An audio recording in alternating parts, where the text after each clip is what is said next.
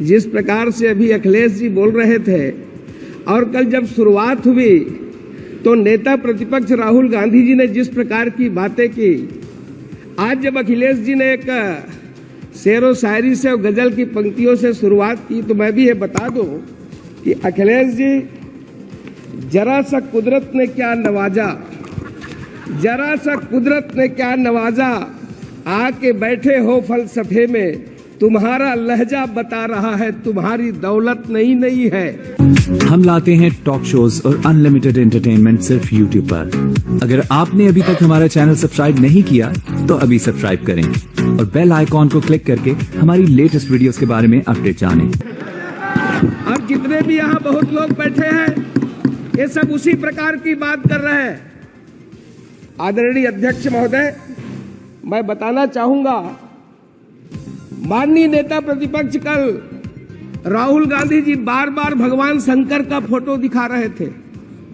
वो भगवान भोलेनाथ है, भगवान शंकर है, ये आपकी फितरत में है। आपने छत्तीसगढ़ में, मैं नाम नहीं लूंगा, आपके पूर्व मुख्यमंत्री का जो निपटा दिए छत्तीसगढ़ को, और वो आकर के लोकसभा में भी निपट गए। वो महादेव जी के नाम से सट्टा चला रहे थे जिसे छत्तीसगढ़ की जनता ने निपटा दिया। आपको ध्यान होगा, 6000 करोड़ से ऊपर का सट्टा जिसका संचालन आपके पूर्व मुख्यमंत्री ने किया। भगवान शंकर को ऐसे आसानी से ना ले और बात बात में चित्र दिखाने की कोशिश ना करें। राहुल गांधी जी, आपने जो शुरुआत की है, आपने जो जिस प्रकार से हिंदुत्व को लेकर के, हिंदू को लेकर के और भारतीय जनता पार्टी के लोगों को जो आपने जो हिंसक कहा है, मैं आपसे कुछ प्रश्न पूछना चाहता हूं और मैं माननीय अध्यक्ष महोदय जी के सामने इस सदन में रखना चाहता हूं। क्या हिंदू हिंसक हो रहा है? भाजपा हिंसा की बात करती है।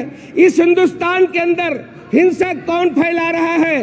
कितना हिंसक हिंदू समाज हुआ है, कितना हिंसक ये तथाकथित शांतिप्रिय समाज है, ये पूरा भारत जानता है। क्या कर्नाटक में प्रवीण नेतारू की हत्या हिंदू समाज की भीड़ ने की थी? क्या राजस्थान के अंदर वो कन्हैयालाल टेलर की हत्या गला रेत करके क्या हिंदू समाज ने की थी? क्या हिंदू समाज है जो अलग अलग जगह पर हंगामा खड़ा कर रहा है? जिस तरीके से घटनाएं पूरे हिंदुस्तान के अंदर हो रही है। राहुल गांधी जी, आपने जो सवाल किया है, जम्मू कश्मीर में बम विस्फोट करने वाला किस समाज का है? जम्मू कश्मीर में हमला करने वाले वो किस समाज से आते हैं? समाज के अंदर चिल्ला चिल्ला करके ये फिलिस्तीन की जिंदाबाद के नारा लगाने वाले ये किस समाज के हैं? संसद के अंदर आपने शुरुआत की है, संसद के अंदर चिल्ला चिल्ला करके आपने जिस प्रकार की बातें की है, यहाँ की परंपराओं को तोड़ने की कोशिश की गई है, मर्यादा को तार तार करने की कोशिश की गई है, किंतु हमारी ये उच्च परंपरा रही है, इसमें आप सफल नहीं हो पाएंगे। राहुल गांधी जी, ये संसदीय पाठ क्या पढ़ा है?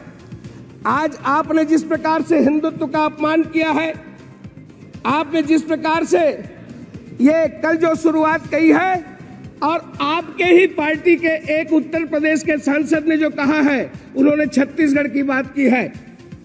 इमरान मसूद छत्तीसगढ़ में मॉब लिंचिंग की बात कही है। मैं सदन के सामने बताना चाहता हूं, वो क्या काम करने के लिए गए थे आपको मालूम है छत्तीसगढ़ में? और कैसे रात के अंधेरे में वो नदी में कूद गए? आप ये फालतू बात ना करें। छत्तीसगढ़ के साजा के अंदर जिस प्रकार की मॉब लिंचिंग पूर्व मुख्यमंत्री के समय हुई है, आप उसकी बात को बताएं। मैं आज सदन को बताना चाहता हूं कि जब हिंदुत्व की बात होती है तब अटल जी की वो पंक्तियां याद आती है, हिंदू तन मन हिंदू जीवन, रग रग हिंदू मेरा परिचय, मैं आदि पुरुष निर्भयता का वरदान लिए आया, भू पर पै पी कर सब मरते आए, मैं अमर हुआ तो विष पीकर। मुझको मानव में भेद नहीं, मेरा अंतर स्थल है विशाल, जग के ठुकराए लोगों को लो मेरे घर का खुला द्वार, अपना सब कुछ हूँ लुटा चुका, फिर भी अक्षय है धनागार, मेरा हीरा पाकर जो परकियों का वह राज मुकुट यदि इन चरणों पर झुक जाए, कल वह किरीट तो क्या विस्मय। हिंदू तन मन हिंदू जीवन, रग रग हिंदू मेरा परिचय, यानी ये हिंदू हिंदुस्तान का परिचय है।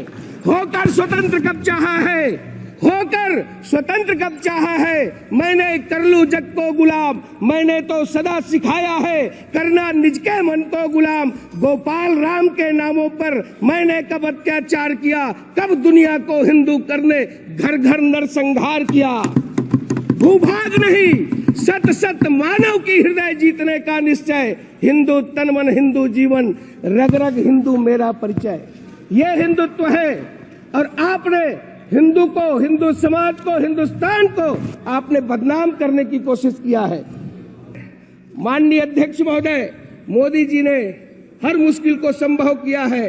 ठीक वैसे ही जैसे कोरोना काल में, महामारी में, अंतर्राष्ट्रीय बीमारी पर पूरी दुनिया, जी मैं बस 2 मिनट में खत्म करता हूं, त्राही त्राही बची थी।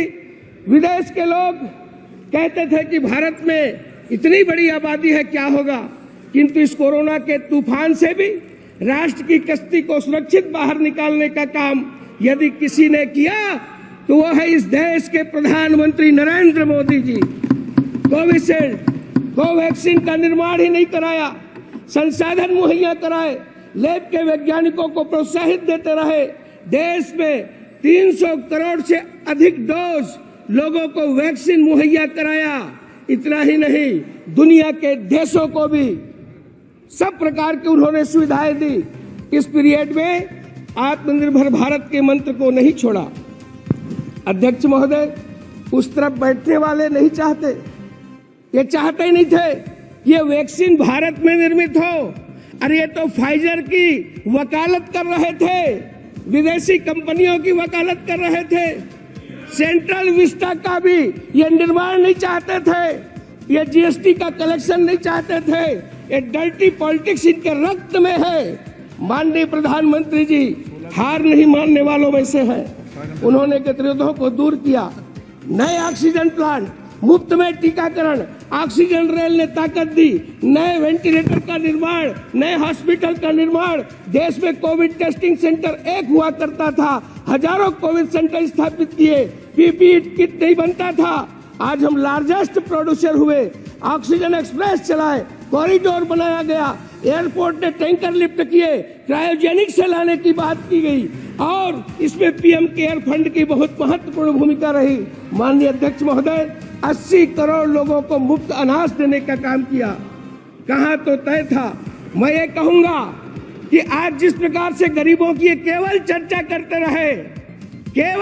करते रहे, किंतु यदि गरीबों की, मजदूरों की और अंत्योदय की यदि कोई सरकार हुई तो माननीय प्रधानमंत्री नरेंद्र मोदी जी की सरकार हुई, जिस पर आज देश पूरा गर्व कर रहा है।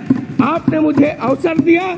इतना ही कहते हुए, चाहे रक्षा के क्षेत्र में हो, चाहे शिक्षा के क्षेत्र में हो, चाहे पेयजल के क्षेत्र में हो, राष्ट्र की सर्वांगीण उन्नति के लिए यदि कोई काम किया तो माननीय मोदी जी ने किया है। मैं राष्ट्रपति जी के उस भाषण पर धन्यवाद रखते हुए अपनी बात समाप्त करता हूं। आपने मुझे अवसर दिया। तो आपको ये वीडियो कैसा लगा कमेंट बॉक्स में जरूर लिखिए। इस वीडियो को लाइक कीजिए, शेयर कीजिए, सब्सक्राइब करना ना भूलिए आपके चैनल EFC को। तो मिलते हैं अगली वीडियो में। जय हिंद।